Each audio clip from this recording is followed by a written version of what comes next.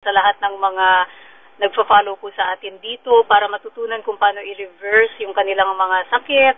Again, pinapaalalahanan ko, meron po tayong group kung saan pwede po kayong mag-join at meron din po tayong YouTube channel kung saan pwede nyo mapanood yung mga foundational videos po natin, yung mga basic videos po natin para po maintindihan na maigi yung pundasyon nitong lifestyle. Kasi marami po ang nagrereklamo na marami silang na-experience na mga side effects sa lifestyle. Yung pala po kasi parang kulang lang ng foundation. Pinakamahalagang mga foundations, unang-una, yung mga specific na sakit. So for example, kaya kayo nagfa-follow kasi diabetic kayo, meron tayong mga foundation videos for diabetes, for example, foundation videos ng high blood pressure, for example, how to start low carb, for example, meron tayo niyan.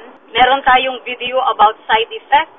Napakahalaga yun, yung side effects video. Yun talaga yung madalas na reason why people give up on doing yung low carb. Yung pala, hindi lang sila handa dun sa mga posibleng side effects po nito na maaari naman talaga maiwasan kung gagawin po ng tama yung lifestyle na to. Sabi ko nga po sa inyo, ang Lord, nilagay na niya lahat ng kailangan mo sa loob ng katawan mo so you can heal. Ang role ko lang naman ay i-explain sa inyo, kapatid, kung paano i-take advantage yung mga mekanismo na yun sa loob ng katawan at paano ito gawin ng safe. Bakit nga ba ina-encourage natin na babaan yung sugar intake at hindi lahat ng asukal ay matamis, mga kapatid? Kadalasan kasi yan na misconception. Akala nila, hindi man ako kumakain ng asukal. Yes, hindi ka kumakain ng asukal, but you eat things that become asukal inside the body. For example, yung mga starches. Ano nga po ba yung mga starches?